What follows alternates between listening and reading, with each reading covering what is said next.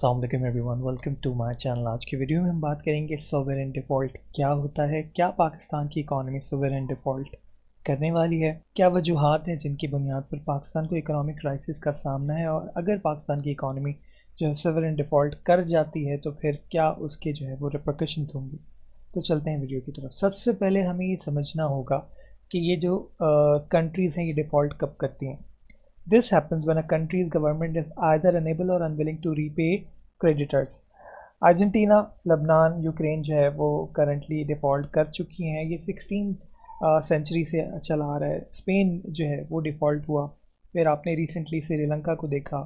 इसके अलावा जो है वो यूक्रेन और रशिया भी जो है वो डिफ़ॉल्ट हो चुके हैं। तो बेसिकली होता क्या है कि जब किसी कंट्री के अखराजात बहुत ज़्यादा होते हैं और उसके जो रेवेन्यू है वो कम जनरेट हो पाता है, तो फिर वो लोन लेते हैं, और जब वो उन लोन को अदा नहीं कर पाते हैं तब जो है वो डिफ़ॉल्ट कर जाते हैं। ठीक है, फॉर एग्जांपल आपके पास घर नहीं था, आपने घर लेने के लिए लोन लिया बैंक से। अब बैंक से जब आप लोन लोगे तो उसकी कुछ कंडीशंस होंगी। ठीक है, वो कंडीशंस को फुलफिल करना हो कि मंथली आपने इतना देना है और ये मंथली आपकी इंस्टॉलमेंट है। अब अगर आप किसी मोड़ पे आके आप मंथली इंस्टॉलमेंट नहीं दे पा रहे हो तो बेसिकली आप बैंकरप्ट हो गए हो, या आप जो है वो डिफ़ॉल्ट कर गए हो। ठीक है, तो इसी इसी स्टेट को जब कोई सिवरन स्टेट जो है वो एक्सपीरियंस कर रही होती है तो वो डिफ़ॉल्ट कहलाती है। अब बेसिकली होता क्या है कि अगर हम पूरे स्टैट्स को देखें कि पाकिस्तान की अगर जो करंट कंडीशन है उसमें आपका टैक्स टू जीडीपी रेशियो जो है वो अप्रॉक्सीमेटली 10% है, 10.4%, विच इज़ वेरी लो अगर आप जो है वो एवरेज निकालें। उसके बाद आपकी जो गवर्नमेंट की पॉलिसीज़ हैं वो भी एफिशिएंट नहीं है, जिसकी वजह से आपकी इकॉनमी काफ़ी ज़्यादा स्टेगनेंट है। जैसे हमारे यहाँ इंटरेस्ट रेट बहुत ज़्यादा है, और इंटरेस्ट रेट ज़्यादा होता है तो फिर जो इन्वेस्टर होता है उसकी एबिलिटी जो है वो बोरो करने की, या उसकी जो एबिलिटी है इन्वेस्ट करने की, वो कम होती जाती है। तो हमारे यहाँ इंटरेस्ट रेट भी जो है वो काफ़ी ज़्यादा है। फिर आपकी इंपोर्ट्स, आपकी जो इकॉनमी है वो इंपोर्ट्स डिपेंडेंट है, तो जब आप इंपोर्ट करोगे तो ऑब्वियसली आपको डॉलर देना होगा बदले में, और जब आप डॉलर आउटफ्लो करोगे तो अल्टीमेटली आपका जो रिजर्व्स हैं, आपके फॉरेन रिजर्व्स, वो भी dwindle करेंगे, वो कम होते चले जाएंगे। देन आपकी इकॉनमी जो है वो अनडॉक्यूमेंटेड है। अप्रॉक्सीमेटली 50% आपकी इकॉनमी अनडॉक्यूमेंटेड है। जब वो डॉक्यूमेंटेड ही नहीं होगी तो आप उससे टैक्स कलेक्शन कैसे करोगे, आप उसको लूप में कैसे लेकर आओगे, और आपका रेवेन्यू अल्टीमेटली जो है वो कम जनरेट होगा, और आपका जो करंट अकाउंट डेफिसिट है वो बढ़ता चला जाएगा। फिर आप आ जाओ, आपकी फॉरेन पॉलिसी जो है वो कुछ इस तरह की रही है, या आपकी स्टेट के डिसीजंस कुछ इस तरह के रहेंगे जिसकी वजह से आपको जो है वो टेररिज्म का सामना करना पड़ा है, और आपकी जो सिक्योरिटी की कंसर्न है वो बहुत ज़्यादा है।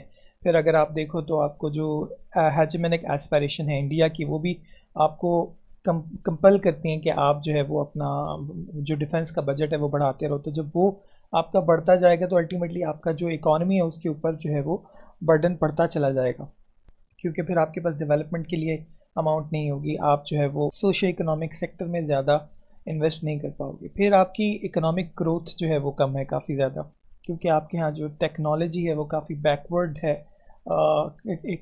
फिर आपके पास कल्चरल लैग भी है। तो उन सारी वजूहत की वजह से आपकी इकोनॉमिक ग्रोथ भी लो है। फिर आपकी प्रोडक्टिव ग्रोथ भी बहुत कम है। आप अक्सर रॉ मटेरियल जो है वो एक्सपोर्ट कर रहे होते हो, तो जब आप रॉ मटेरियल एक्सपोर्ट करते हो, रादर देन आप रॉ मटेरियल एक्सपोर्ट करो, आपको चाहिए कि आप जो है वो उसमें वैल्यू ऐड करके फिर उसको जो है वो बेचो, ताकि आप उसकी ज़्यादा अच्छी कॉस्ट जो है वो ले सको और प्रॉफिट ज़्यादा आप उससे कमा सको। जैसे हम कॉटन को एक्सपोर्ट कर रहे होते हैं, हमें चाहिए कि हम उसको प्रोसेस करके उसमें वैल्यू ऐड करके क्लॉथिंग जो है उसको एक्सपोर्ट करें, वो ज़्यादा बेहतर होगा। तो ये कुछ वजूहत हैं जिसकी बुनियाद पर आपकी जो इकॉनमी है वो स्टेगनेंट है, और वो जो है वो आपको इनफ अमाउंट नहीं दे पाती, और आपका एक करंट अकाउंट डेफिसिट आ जाता है। जब ये डेफिसिट आता है तो फिर इसको पूरा करने के लिए आप क्या करते हो, लोन लेते हो। ठीक है, और जब आप लोन लेते हो तो ये जो है फिर आपका डेट बनता जाता है। ठीक है, तो नेशनल डेट इस टाइम जो पाकिस्तान का है, according to national bank, state bank of Pakistan, March 2022 में जो डेट था हमारा 54 ट्रिलियन था, और जिसमें से 80% आपका ग्रॉस डोमेस्टिक प्रोडक्ट जो है ये इसका 80% बनता है, 248 बिलियन। इसमें से 28 ट्रिलियन जो है वो आपका डोमेस्टिक डेट है, और बाकी आपका एक्सटर्नल डेट है। तो एक्सटर्नल डेट आपका 24 ट्रिलियन है। अब मैं एक चीज़ आपको समझा दूं कि ये बेसिकली क्या होता है, आपका डोमेस्टिक डेट और एक्सटर्नल डेट। अब फॉर इंस्टेंस आपने जो है वो सब्सिडीज़ दी हुई हैं। ठीक है, जब आप सब्सिडीज़ देते हो तो आप अपने इंस्टीट्यूशंस को देते हो। जैसे आप जो है वो जब एनर्जी के ऊपर सब्सिडी देते हो, तो आपके जो इदारे आपके ऑयल ख़रीद रहे होते हैं, आप उनको जो है वो अमाउंट पे कर रहे होते हो। तो जब आप वो अमाउंट नहीं पे कर पाते तो फिर आपका सर्कुलर डेट जो है वो बनता चला जाता है। तो ये इंटरनल डेट होते हैं आपके, ठीक है। इसी तरह आपने जो है वो बॉन्ड्स जो है वो इशू किए होते हैं।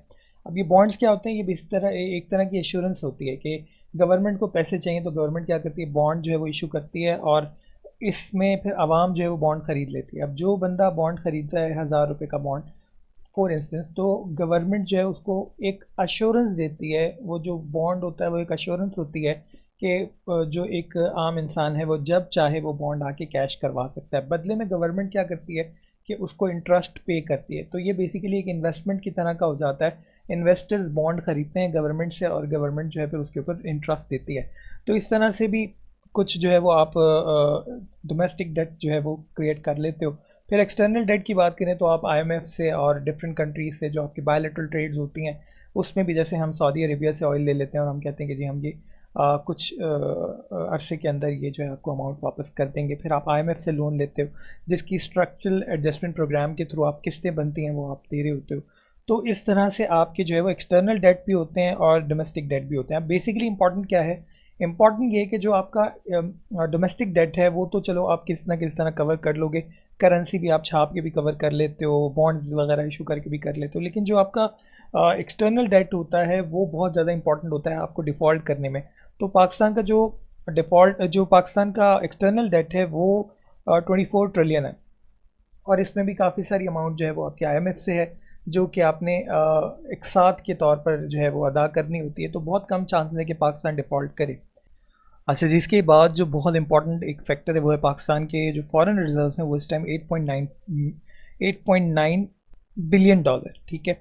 और अगर आप वहीं पे साथ साथ मंथली इंपोर्ट अगर पाकिस्तान की देखो तो वो है 4.6 टू 5.3 बिलियन, ये 5 बिलियन के राउंड जो है वो आपकी इंपोर्ट होती है एक महीने में।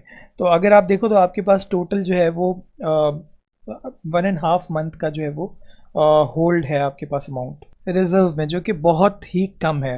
एक्चुअली जो आपके पास रिजर्व होनी चाहिए अमाउंट वो कम से कम आपकी इंपोर्ट का 3 मंथ या फिर 6 मंथ जो है वो एक सेफ वैल्यू है जो कि सेंट्रल बैंक के पास होनी चाहिए आपकी। नीचे आ चुका है।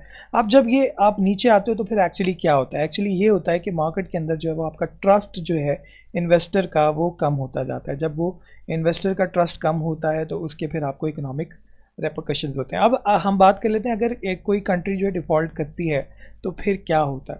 अब एक कॉमन सेंस की बात है कि अगर आपके पास पैसे अदा करने का पैसा ना हो, मतलब आप क्रेडिट जो है वो वापस ना कर पा रहे हो, तो फिर क्या होगा, लोग आपको मज़ीद लोन जो है वो नहीं देंगे। जब आपको मज़ीद लोन नहीं मिलेगा तो आप जो है जो इंपोर्ट पे डिपेंडेंट हो तो आप इंपोर्ट नहीं कर पाओगे, ठीक है। ट्रेड नहीं कर पाओगे, ट्रेड बैरियर आ जाएगा। इंपोर्ट नहीं कर पाओगे, आपकी जो इंडस्ट्री है वो बैठ जाएगी, इंडस्ट्री बैठेगी, अनएम्प्लॉयमेंट हो जाएगी। अनएम्प्लॉयमेंट होगी फिर जो है, क्योंकि आपका इन्वेस्टर का जो है आपके ऊपर ट्रस्ट नहीं है, तो अब जब बॉन्ड आप इशू करोगे तो आपको जो है वो हाई इंटरेस्ट रेट देना पड़ेगा। तो फिर अगेन आपकी इन्फ्लेशन भी होगी, ठीक है। फिर जब इंडस्ट्रीज बंद होगी, अनएम्प्लॉयमेंट होगी, इन्फ्लेशन होगी, तो इस सब से क्या होगा, आपकी इकॉनमी जो है वो मज़ीद बैठती चली जाएगी। तो ये कुछ असरात हैं। उसके अलावा फिर जब आप ऑब्वियसली ये मैं ज़िक्र कर चुका हूँ कि जब आप बोरो करते हो, ये बेसिकली जो बॉन्ड्स होते हैं उसका क्या होता है कि जब आप किससे अमाउंट बोरो करते हो तो बदले में आप बॉन्ड देते हो, ठीक है। बॉन्ड अश्योरेंस होती है। अब जब आप बॉन्ड इशू करोगे गवर्नमेंट को जो है वो ज़्यादा इंटरेस्ट रेट देना पड़ेगा। तो ये कुछ चीज़ें हैं जो आपको डिफ़ॉल्ट होने के बाद देखनी पड़ती हैं। और ऑब्वियसली बैंक रन भी एक कंडीशन है जो कि हो जाती है कि भाई अब अगर आप देखें कि अगर सब लोगों का जो गवर्नमेंट पे एतमाद है वो कम हो जाए तो फिर सब लोग क्या करेंगे कि भाई अपना पैसा निकालना शुरू कर देंगे। जब बैंक से पैसा निकालेंगे तो फिर क्या होगा, फिर जो है वो उसके जो रिजर्व्स हैं वो मज़ीद कम होते चले जाएंगे, ठीक है। हर बंदा जो है वो कहेगा कि मैं अपना पैसा निकाल लूँ, इन्वेस्टर भी अपना पैसा निकाल लेगा, स्टॉक मार्केट क्रैश कर जाएगी। तो ये कुछ कंडीशंस हैं जो कि डिफ़ॉल्ट करने के बाद हो सकती हैं। तो आज की वीडियो में इतना ही था। मैंने कोशिश की है कम टाइम में ज़्यादा से ज़्यादा डिलीवर कर सकूं। मज़ीद कुछ अगर आप मुझसे जानना चाहते हैं तो CSSforum121@gmail.com पे मेल कर सकते हैं, मुझे कमेंट में लिख सकते हैं। और आज की वीडियो में इतना ही था। वीडियो पसंद है लाइक एंड शेयर कीजिएगा, चैनल को सब्सक्राइब कीजिएगा। Thank you so much. अल्लाह हाफ़िज़।